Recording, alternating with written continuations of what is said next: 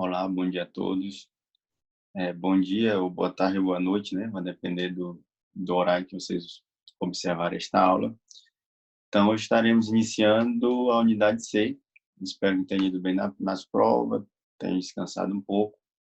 Vocês podem observar que eu estou um pouco rouco, por isso que eu atrasei um pouco para gravar esta aula. Então, hoje vamos falar um pouco sobre os agrotóxicos.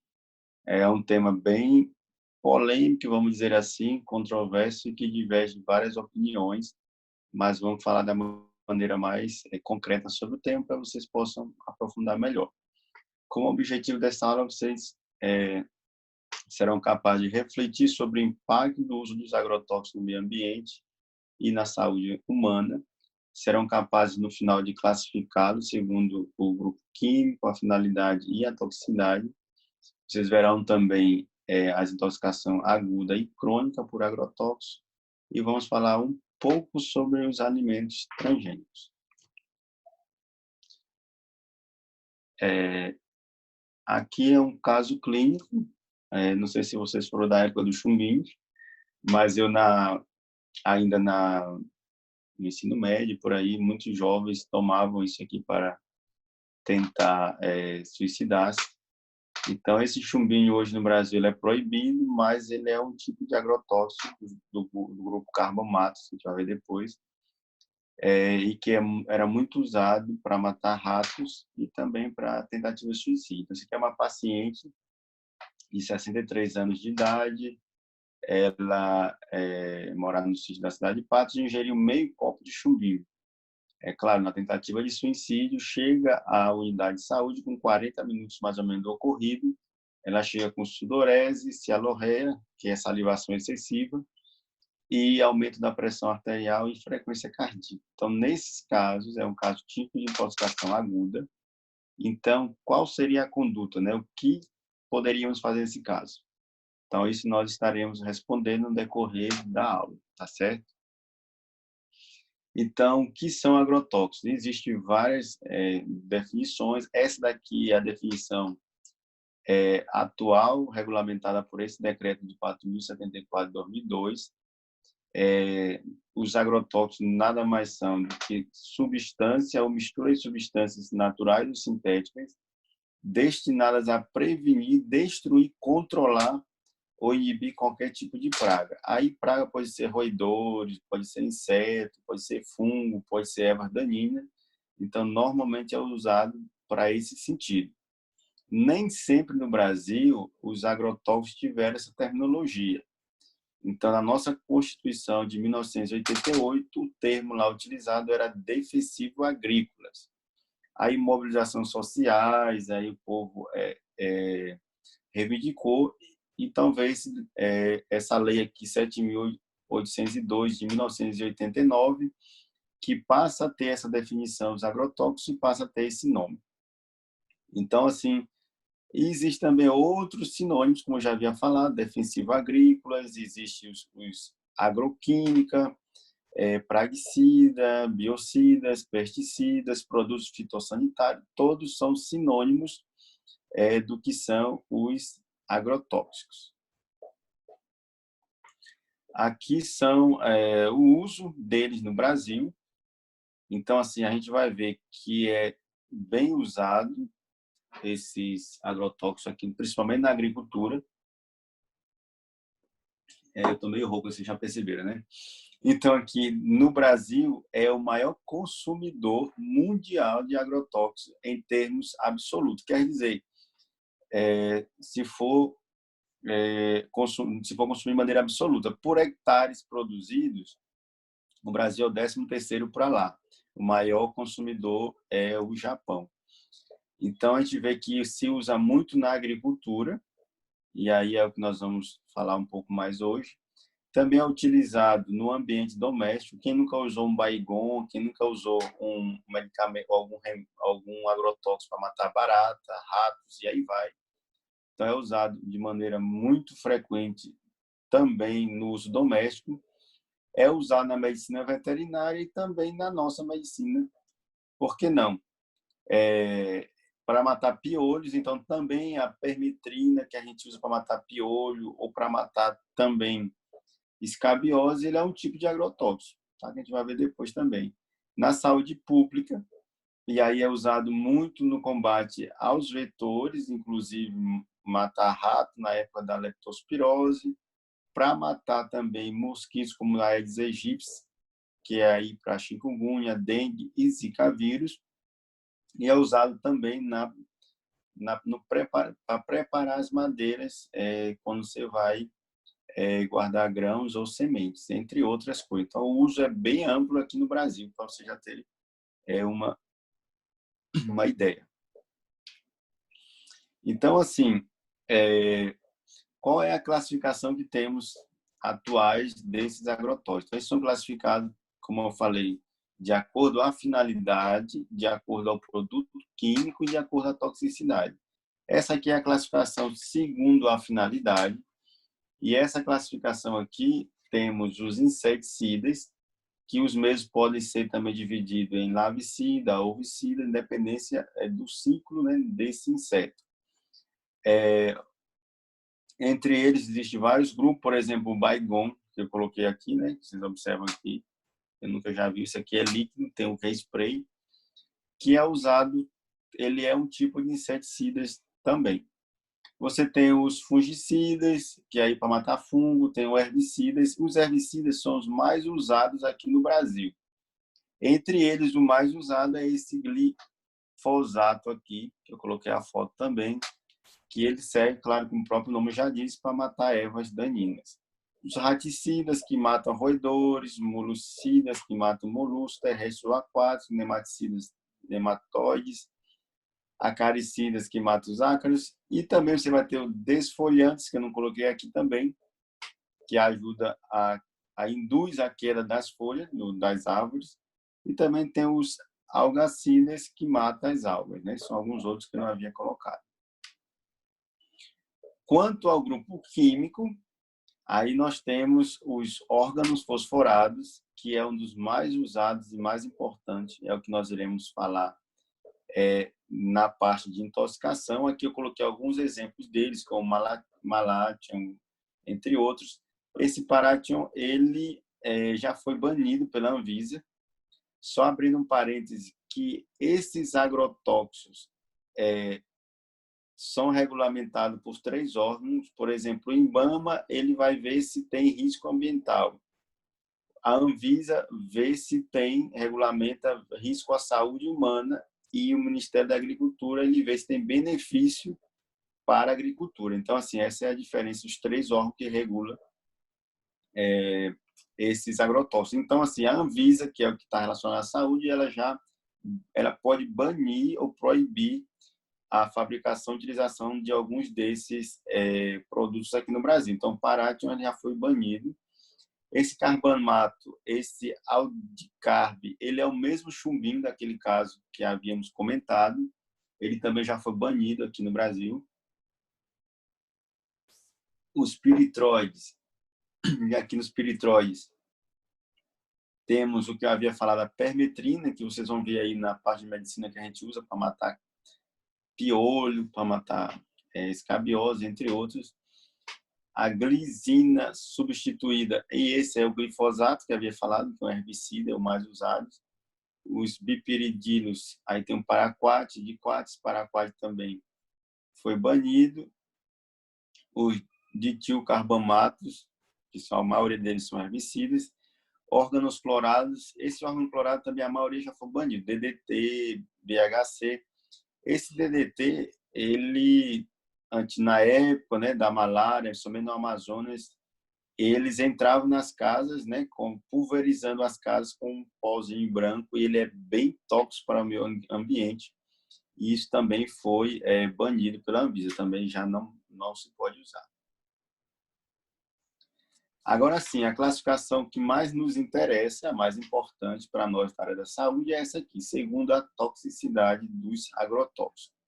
Vocês vão ver que lá no nosso livro base de texto, que é o livro Saúde do Trabalhador 41, o caderno, a classificação lá, ela ainda é baseada na dose letal /50, e lá só haviam 4 categorias. Essa classificação que eu coloquei aqui, ela é uma atualização que a Anvisa publicou, isso ela publicou em agosto de 2019, e o caderno de atenção é de 2018.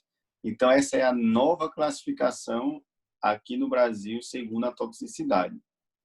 Então, esta nova classificação, ela é baseada no sistema globalmente harmonizado de classificação e rotulagem de produtos químicos, que é uma classificação internacional, uma padronização internacional. E o que mudou? Mudou a maneira de classificar esses produtos e aumentou mais uma categoria, que é a categoria 5. Como é que funciona? Vocês vão ver aqui a categoria 1, que são os extremamente tóxicos. Normalmente, nesses produtos vai vir essa caveirinha que todo mundo já sabe, né, que é de perigo, e a rotulagem é vermelha, como vocês observam embaixo.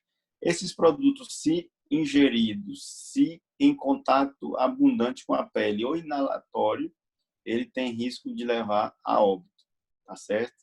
Temos também os de categoria 2, que também são altamente tóxicos. Esses são altamente tóxicos. Eles também podem levar a óbito, também a rotulagem é vermelha, mas qual que é a diferença? É só a quantidade de produto agrotóxico ingerido ou em contato ou inalado. Ou seja, os extremamente tóxicos necessitam somente de uma pequena quantidade para ser letal. Já o altamente tóxico precisa de um pouquinho mais, tá certo? Aqui no Brasil existem regulamentados 43 produtos altamente tóxicos e mais ou menos 79, aliás, 43 extremamente tóxicos e 79 aproximadamente altamente tóxicos. Já na categoria 3, são aqueles que têm ainda esse sinal da caveirinha, né, o de perigo, mas normalmente não leva a ser fatal, mas pode levar sim a uma intoxicação aguda grave e a rotulagem é amarela. Já a categoria 4, você vai ver esse triângulozinho aqui já não é a caveira, já é o sinal de cuidado. E eles também são nocivos, mas causam um quadro mais leve, se ingerido, se em contato com a pele ou inalado. E a rotulagem é azul, tá? Já o categoria 5, ele não vem nenhum símbolo de alerta, ele não vem, e também a rotulagem é azul e ele causa poucos danos agudos, se ingerido, se inalado, ou coisa assim. Já os verdes, a rotulagem verde, são aqueles que não apresentam nenhum risco agudo à saúde humana. Cronicamente, aí pode se levar a outras coisas. Tá certo?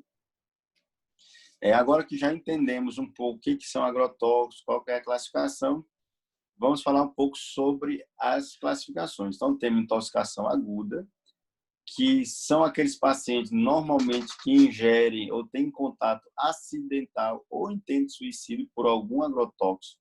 E aqui os mais frequentes são os órgãos fosforados e carbamatos. E aí, normalmente, esses sintomas manifestam em minutos, horas e, no máximo, um dia. Então, não pode passar disso. E essa intoxicação aguda é classificada em leve, moderada e grave. Isso vai depender do tipo de agrotóxico que o paciente teve contato, da quantidade, do tempo decorrido até a unidade de saúde e a via de absorção. Então, lembrando que os agrotóxicos, abrindo parênteses, eles podem ser absorvidos por via oral, inalatória e via dérmica também, via pela pele. Tá certo?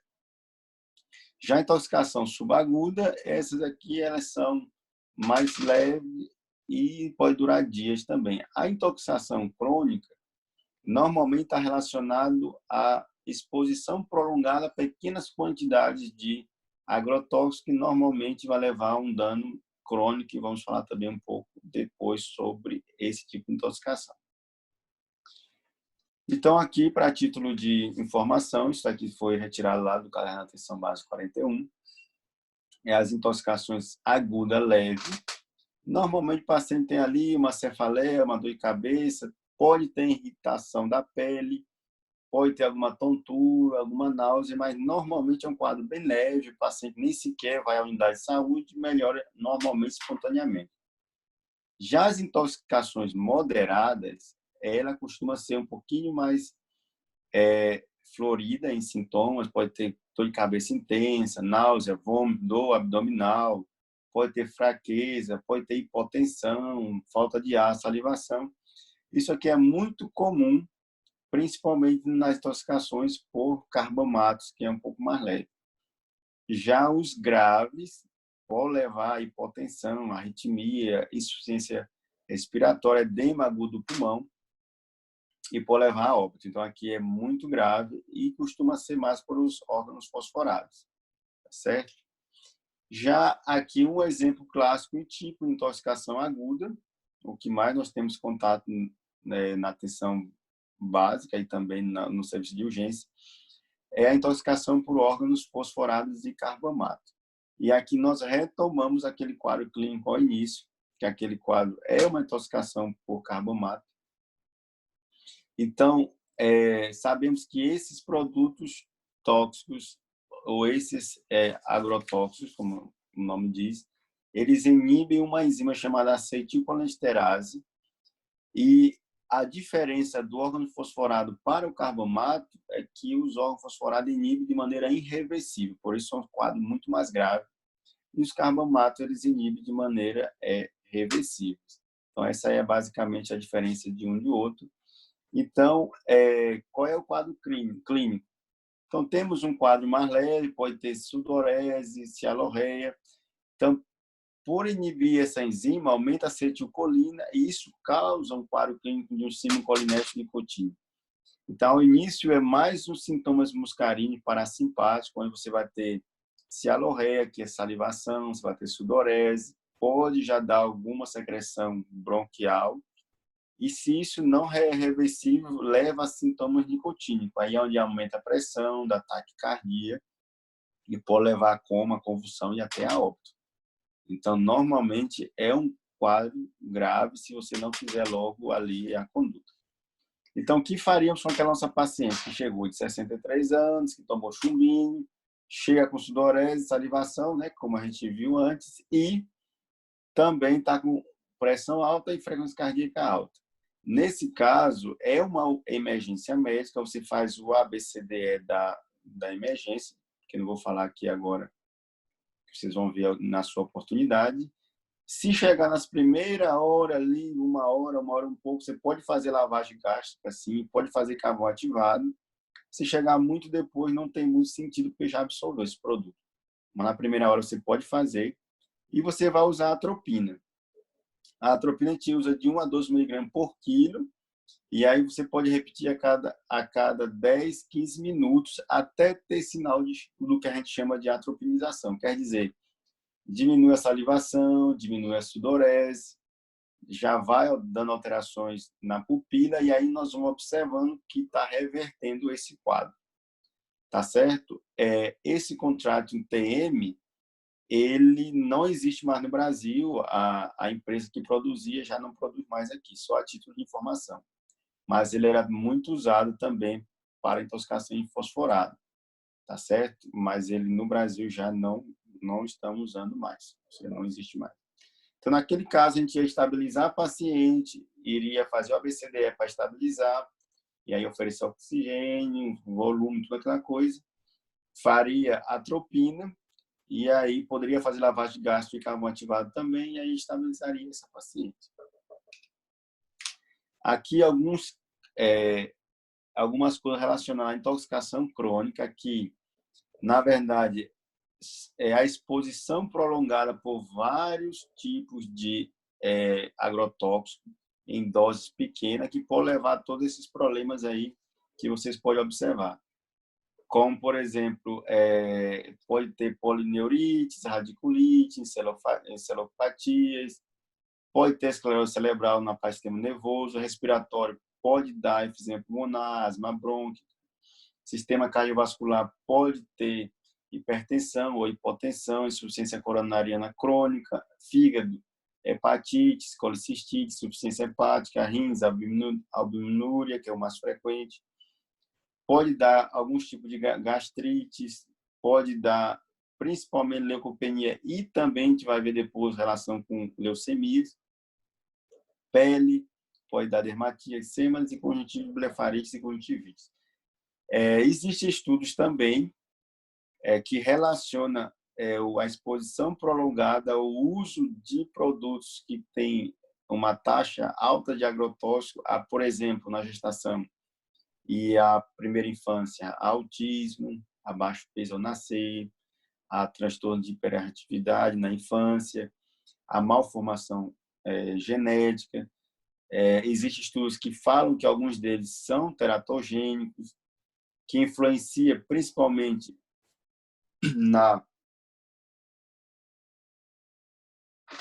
e influencia normalmente também na mutações de genes e pode levar a câncer, por exemplo, o glifosato, que é um dos mais usados aqui no Brasil, ele tem uma relação muito direta com linfoma. Outros têm relações com leucemias. Existem estudos também que falam que diminui a concentração, da disfunção sexual, pode levar a anemias, entre outros. Então, assim, existe uma gama de alterações na exposição crônica e prolongada a esses agrotóxicos. E aí é algo que é para ficar atento, né, e observando. Mas a relação, muitas vezes, a gente não consegue identificar diretamente. Aqui eu coloquei somente alguns exemplos de agrotóxicos e alguns sintomas e sinais de intoxicação aguda e crônica, só para vocês terem uma ideia e terem aí como base para estudar um pouco. Mas eu já comentei a maioria deles. Aqui vamos falar também, como eu havia falado.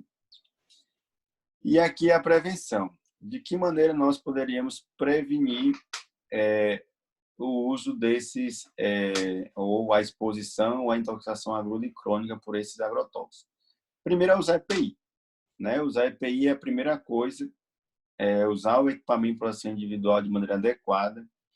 Outra coisa é identificar a rotulagem. Aqui no Brasil, como eu falei, é lei que todos os agrotóxicos tenham em sua embalagem essa rotulagem, como havia explicado, categoria 1 e 2 tem a rotulagem vermelha, categoria 3 amarela, categoria 4 e 5 azul e a não classificada vem verde. Então, é aquela rotulagem que a gente sabe mais ou menos.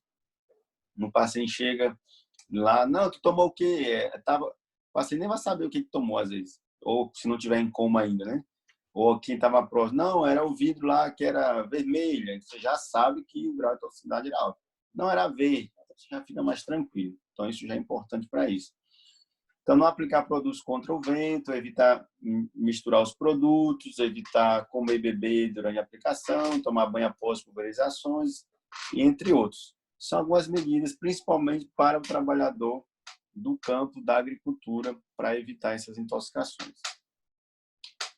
Aqui um pouco, né, sobre os alimentos transgênicos, outro tema polêmico, diverso, que gera controvérsia de quem, interesse de quem está querendo, né? Mas assim algo que está hoje em dia nas nossas mesas, que está no dia a dia de todos nós. É interessante que ele está muito relacionado com o uso de agrotóxicos.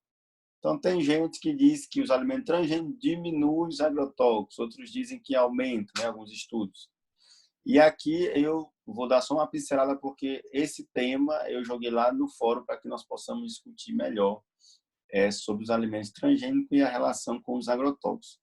Mas o que são esses alimentos transgênicos? Normalmente são sementes, né, modificadas geneticamente pela engenharia genética, a biotecnologia.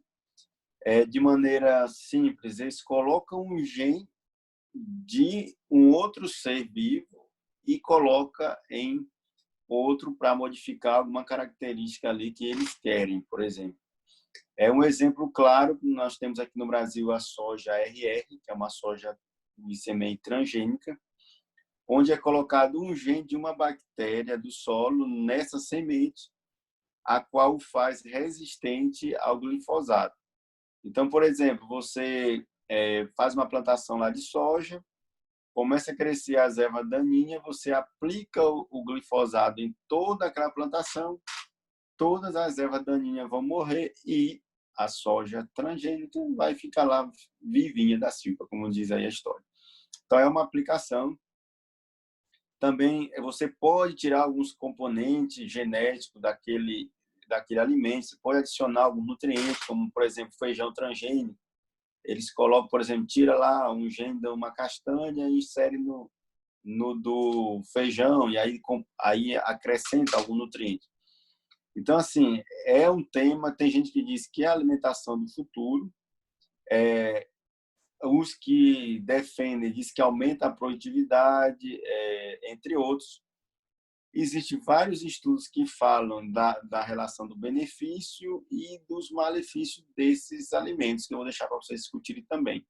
Mas uma coisa é comprovada, que os alimentos transgênicos, eles aumentam a resistência antibiótica e aumentam a quantidade de alergia. E as outras coisas eu vou deixar para vocês comentarem, né, no fórum. Eu coloquei aqui esse tezinho aqui com esse milho, né, que é muito comum aqui na nossa região. Não foi a propósito, né? Não sei se vocês já observaram, se tiver a curiosidade de observar nas embalagens dos alimentos, mas aqui no Brasil, por lei, todo alimento transgênico que tenha o princípio ativo ou aquela matéria-prima, seja transgênica, ele vem com esse Tzinho na embalagem. Esse T amarelo, que é esse símbolo aqui. Então, vocês podem observar lá a embalagem dos produtos que vocês têm em casa. Se tiver algum Tzinho desse daí, tenha certeza que é porque é um alimento transgênico. Então, para observar e ver os riscos e benefícios. Aqui no Brasil, existem vários alimentos autorizados para ser produzidos dessa maneira. Por exemplo, a própria soja, você vai ter o milho, mamão papai principalmente, arroz, feijão, entre outros. Então, assim, tem vários tipos de alimentos que vêm dessa tecnologia. Então, de maneira geral, isso que eu queria comentar com vocês hoje. Essa aqui são as biografias, né, que eu já coloquei na plataforma, vocês podem lá revisar também. E espero que vocês participem no fórum e respondam lá o exercitando. Então, esse é o tema mesmo de hoje. Então, que todos tenham um bom estudo, uma boa semana de estudo e que possam desfrutar desse tema tão interessante para os nossos dias de hoje. E até a próxima. Tchau.